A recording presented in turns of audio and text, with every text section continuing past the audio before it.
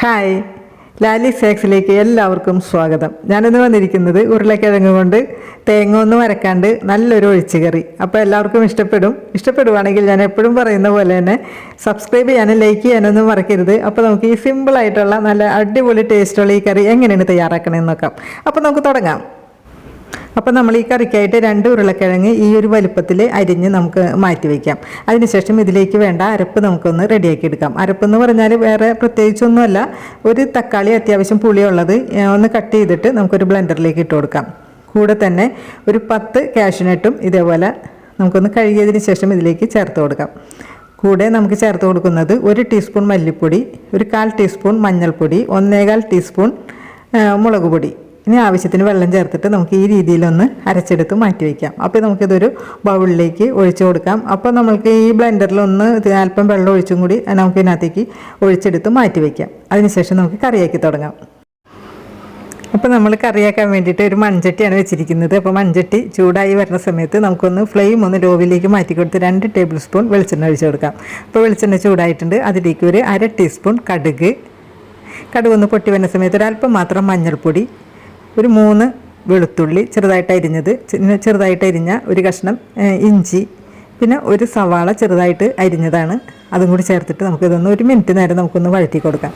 ഇനി നമുക്ക് ഈ സവാളയുടെ കൂടെ തന്നെ സവാളയ്ക്ക് വേണ്ടിയിട്ടുള്ള ഒരല്പം ഉപ്പും ഒരു തണ്ട് കറിവേപ്പിലയും കൂടി ചേർത്തിട്ട് നമുക്ക് വീണ്ടും ഒന്ന് മിക്സ് ചെയ്ത് കൊടുക്കാം. അപ്പോൾ സവാള ഒന്ന് ചെറുതായിട്ടൊന്ന് ട്രാൻസ്പെറൻ്റ് ആയി ഒന്ന് വഴന്ന് വന്നാൽ മാത്രം മതി.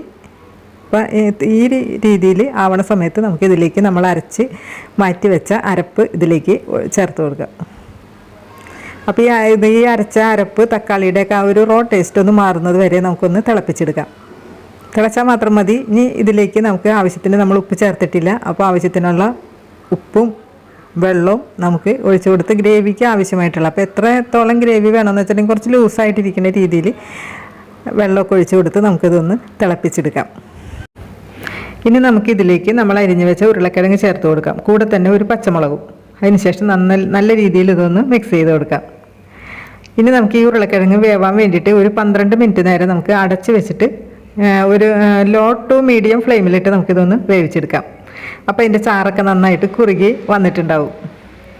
അപ്പോൾ നമ്മളിപ്പോൾ ഇത് വെച്ച് കൊടുത്തിട്ട് ഒരു 12 മിനിറ്റ് ആയിട്ടുണ്ട്. അപ്പോൾ കറക്റ്റായിട്ട് വന്നിട്ടുണ്ട്. നമ്മൾ ഒഴിച്ച് കൊടുത്താൽ വെളിച്ചെണ്ണയൊക്കെ ഇങ്ങനെ തെളിഞ്ഞ് വന്നേക്കുന്നുണ്ട്. നല്ല പെർഫെക്റ്റ് ആയിട്ട് നമുക്ക് ഈ കറി കിട്ടിയിട്ടുണ്ട്. പക്ഷേ നമുക്കിത് മുഴുവനായിട്ടില്ല. ഇനി നമുക്ക് ഈ ഉരുളക്കിഴങ്ങ് വെന്തോന്ന് നോക്കണം. അപ്പോൾ നോക്കിയപ്പോൾ അത് നന്നായിട്ട് തന്നെ വെന്ത് വന്നിട്ടുണ്ട്. നല്ല സോഫ്റ്റായിട്ട് തന്നെ വന്ന് നമുക്ക് ഉരുളക്കിഴങ്ങ് കിട്ടിയിട്ടുണ്ട്. കണ്ട, ഇത്ര മതി. ഇനി നമുക്ക് പ്രധാനമായിട്ട് നമുക്ക് ചേർക്കേണ്ടതാണ്. അപ്പോൾ ഈ കറിക്ക് നമുക്ക് നേരിയൊരു പുളി ഉണ്ടെങ്കിൽ സൂപ്പർ ടേസ്റ്റ് ആയിരിക്കും. അപ്പോൾ അതിന് വേണ്ടി 2 ടേബിൾ സ്പൂൺ അളവിലുള്ള തൈര് ഒന്ന് ഉടച്ചെടുത്തതാണ്. അപ്പോൾ ഉടച്ചെടുത്ത് തൈര് തന്നെ നമുക്ക് ഇതിനകത്തേക്ക് ചേർത്ത് കൊടുക്കണം കേട്ടോ. അതിനുശേഷം 2 തണ്ട് കറിവേപ്പിലയും കൂടി ചേർത്തിട്ട് ഒന്ന് മിക്സ് ചെയ്ത് കൊടുക്കുക. അപ്പോൾ ഇനി നമുക്കിത് തിളക്കാനൊന്നും നിൽക്കേണ്ട ആവശ്യമില്ല. നമുക്കിതൊന്ന് മൂടി വെച്ചിട്ട് ഫ്ലെയിം ഓഫ് ചെയ്യാം. അതിനുശേഷം ഒന്ന് മൂടി വെച്ച് ഒരു 10 മിനിറ്റൊക്കെ കഴിഞ്ഞ് നമ്മളിതിങ്ങനെ നോക്കുമ്പോൾ നല്ല പെർഫെക്റ്റ് കറി നമുക്ക് അങ്ങനെ ഒഴിച്ച് കറി റെഡിയായി കിട്ടിയിട്ടുണ്ട്. അപ്പോൾ തേങ്ങ ഒന്നും ചേർക്കാണ്ട് നല്ല സൂപ്പറായിട്ട് നമുക്ക് ഈ കറി തയ്യാറാക്കി എടുക്കാൻ പറ്റിയിട്ടുണ്ട്. അപ്പോൾ എല്ലാവർക്കും ഇഷ്ടപ്പെടും. ഞാൻ ഇഷ്ടപ്പെടുന്ന രീതിയിൽ തന്നെയാണ് ഞാനിത് തയ്യാറാക്കിയിരിക്കുന്നത്. അപ്പോൾ ഇഷ്ടപ്പെടുവാണെങ്കിൽ ഞാൻ എപ്പോഴും പറയുന്ന പോലെ തന്നെ നമ്മുടെ ചാനലൊന്ന് സബ്സ്ക്രൈബ് ചെയ്ത് സപ്പോർട്ട് ചെയ്യണം കേട്ടോ. അപ്പോൾ നമുക്ക് നല്ലൊരു വീഡിയോ ആയിട്ട് വീണ്ടും വരാം. അതുവരേക്കും എല്ലാവരും ഹാപ്പി ആയിട്ടിരിക്കുക. ടാറ്റാ.